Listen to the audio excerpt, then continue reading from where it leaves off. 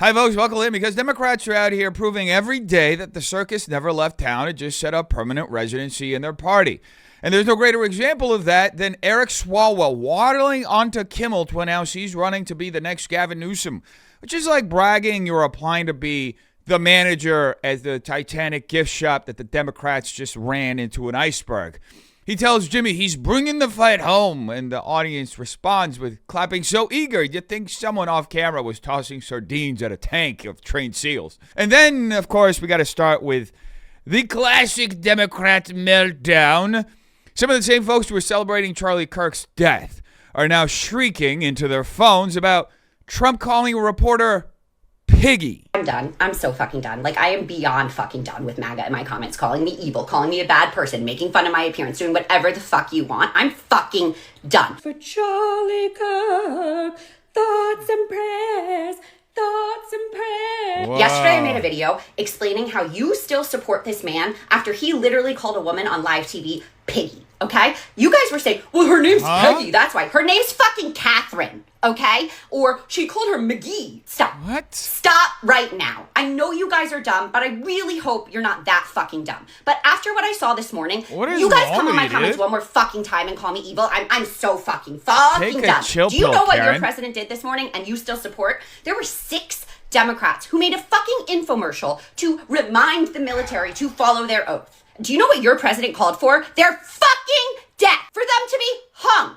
You think me making a fucking singing and dancing video of thoughts and prayers wasn't okay and deserved for my family to be attacked? But you're okay with the sitting president, the sitting president of the United States, calling for the hanging of sitting Congress members. You sick fucking individuals, get the fuck out of my comments. First off, take a chill pill, Karen. If your head's about to blow up like a cherry in a microwave, maybe put the phone down and go seek some psychiatric help, because screaming into a front-facing camera isn't fixing any of your problems. All it's doing is giving the people who disagree with you more fodder to show how completely unhinged you are, and that's exactly what we're seeing here, folks. Democrats have become the party of the unhinged, the party of emotional meltdowns, the party that treats public breakdowns like political statements. They've stepped into the role fully, even if they still pretend they're the sober adults in the room. Meanwhile, no rational person on earth watches a clip like this and thinks, yeah, that's a reasonable, level-headed voice that I'll certainly follow. Never. There's a difference between passionate discourse and whatever this is. An obviously unstable person shrieking into her phone to chastise people for supporting a president based on something she thinks he said, but objectively, he didn't say. Because let's clarify the actual reality. Trump said Peggy, not piggy, a reference to Bloomberg's Peggy Collins, who is literally listed on Bloomberg's website as Peggy Collins. That's what her bio as Washington bureau chief and executive editor for U.S. economy and government coverage says. So it wasn't an insult, it was just her name. But this is how media piety works, folks. They twist an ambiguity, crank up the moral outrage machine, and hope no one checks the full details. And of course, this lady, Megan Farina, who literally filmed herself dancing hours after Charlie Kirk died and celebrating his assassination, now claims she's beyond done because people called out that grotesque celebration, screeching about something that never happened, celebrating someone's death, and then playing the victim when the backlash arrives. This is the emotional operating system of the modern Democrat Party, folks. It's a politics fueled entirely by tantrums, not actual truth. And as funny as it would have been if Trump really had gone around telling a reporter to shut up, Peggy, reality didn't really deliver that one, unfortunately. Reality did, however, deliver a perfect snapshot of a political movement so governed by emotion and misinformation that it can't tell the difference between what happened and what it wishes had happened. Which, ironically enough, is something that happens beyond the activist TikTok influencer class. We have literal elected Democrat officials making things up to justify their corruption schemes. Thoughts on the indictment, please.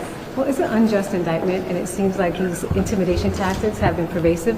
We spent all week seeing different members getting censured, all in hopes of intimidating and kind of distracting from the Epstein files.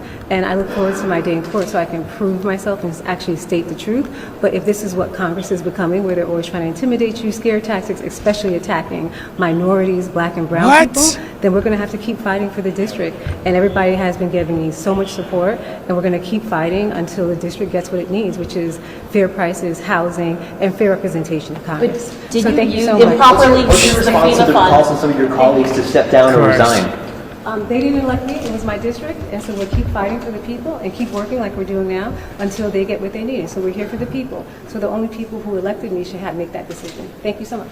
Bro, get these crooks out of here, man. These people are absolutely crooks, and they're shameless about it. They will rob you blind, allegedly stealing $5 million in FEMA funds meant for disaster relief, and then turn around and act like they're being targeted because of their identity. It's got nothing to do with you being black. It's got nothing to do with the Epstein files. It's got everything to do with you being a crook and using the very people you claim to represent as a human shield. That's the part nobody on the Democrat side ever wants to admit. Identity politics has become the last refuge of the deeply corrupt. Now, the background on this story, prosecutors say Sheila Cherfilis McCormick and her co-conspirators routed stolen money through multiple accounts to disguise its source, and that a substantial portion of those FEMA funds went to her personal benefit in her 2021 congressional campaign, meaning the same district she invokes was allegedly the district she financially defrauded. And remember, this isn't the first time. Just yesterday, we saw another clip of her in her own district, that time, literally walking away from a journalist asking basic questions that she refused to answer. This moment exposes how entitlement, racial framing, and political grift intersect in today's Democrat Party. This shows how a certain strain of modern progressivism treats accountability as oppression and corruption as some form of activism. When every indictment becomes a racist conspiracy and every criticism becomes intimidation tactics, it weakens real civil rights conversations. It erodes trust in institutions and reveals just how far the left has drifted from any notion of public service. These people are just crooks at your expense. Oh, and they get mad when they're not allowed to defraud you to support their hoaxes. For the first time in Codell history that I'm aware of, the State Department refused to support or facilitate my travel or my credentialing. My credentials don't say United States of America. They say Global Legislators Organization for a Balanced Environment, GLOBE, because the State Department refused to support. Good. That's how bad the Trump administration has become. That was Sheldon Whitehouse, very upset that the State Department refused to pay for his COP30, his climate hoax conference trip to Brazil. And honestly, good. Pay it out of your own pockets, dude. Americans are tired of funding these climate pageants where politicians fly around the world on private jets to scold working people about carbon footprints while funneling taxpayer money into their pet NGOs. If it doesn't represent the interests of the American people, go travel on your own dime. Invest that money into veterans, into homeschooling, into child vouchers for parents, into things that actually improve American life instead of maintaining a narrative designed to deindustrialize the country. These people are anti-American through and through, and they want to get paid to do it. The public is done with this. The climate crisis industry has minted millionaires, from Al Gore making a massive fortune off carbon credits to Greta Thunberg turning activism into a global branding empire before pivoting to whatever cause is trending this month. And regular Americans see right through this grift. Government funding should not be subsidizing these international conferences that produce nothing but slogans, treaties that hamstring American industry, and photo ops for elites who never live by the rules they impose.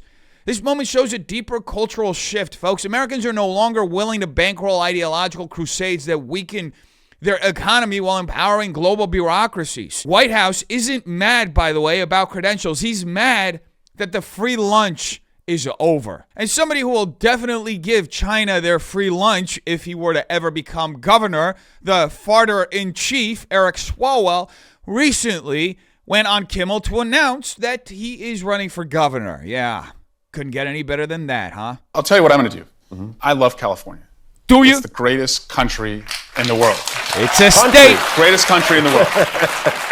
But that's why it pisses me off to see Californians running through the fields where they work from ICE agents or troops in our streets. It's horrifying. God, it's horrifying. It's absolutely Or cancer research horrifying. being canceled. It's awful to look at. And our state, this great state, needs a fighter and a protector, someone who will bring prices down, lift wages up. And we can say that we're the fourth largest economy in the world, and we are, and I love to brag about that. But what does that mean if you can't afford to live here? So I've been in these fights as a city council member up in Dublin, my hometown, as a prosecutor in Oakland, and taking on the most corrupt president ever in the U.S. Congress.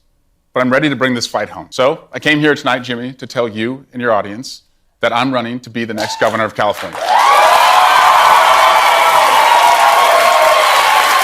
You should have held that one in, Eric, because way to stink up the place with your announcement. Folks, I don't know about this one. Seriously, let's take a quick trip down memory lane with Eric Swalwell, a man who didn't just fart on national television, but also managed to get compromised by a Chinese spy, and now he wants to fight for California after filming his last campaign ad in his home in Washington, D.C. with his family. This guy doesn't even live in the state he wants to govern, okay? And he's pitching himself as a successor to Gavin Newsom, a man with such unfettered arrogance and presidential ambition that he left California to fall apart while chasing the national spotlight. Is Swalwell really the upgrade that we need here? What exactly is he bringing to the table besides cringe sound bites and security risks? California doesn't need another Democrat placeholder, folks. We're already living under 60 years of uninterrupted Democrat authoritarian rule, a supermajority in the Assembly, a supermajority in the Senate, and a Democrat governor for nearly the entire modern era. And what do we have to show for it? Number one in homelessness, number one in poverty under federal metrics, number one in outbound migration, number one in gas prices, number one in regulations strangling small businesses, and number one in unaffordability across every major category. So when Swalwell gets on Kimmel, puffing himself up as, I'm ready to bring this fight home routine while the audience claps like trained seals, it doesn't signal hope. It signals a political machine so insulated, so unserious, and so ideologically captured that they genuinely think recycling the same failed leadership model will magically fix a disaster that they created. Needless to say, it's never been more apparent that Democrats are truly committed to destroying California, folks. That's been their mission all along. They hate the state. They hate what it represents because at its core, California is still Reagan country.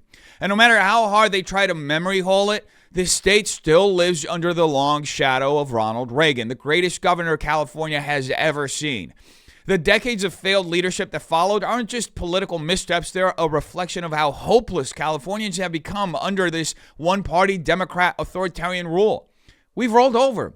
We've gone numb. Turnout in this last special election barely cracked 30% with only a sliver of Republicans even showing up. That's not a sign of a functioning democracy. That's a population that checked out, that's worn down, and is just trying to survive the chaos their own government created.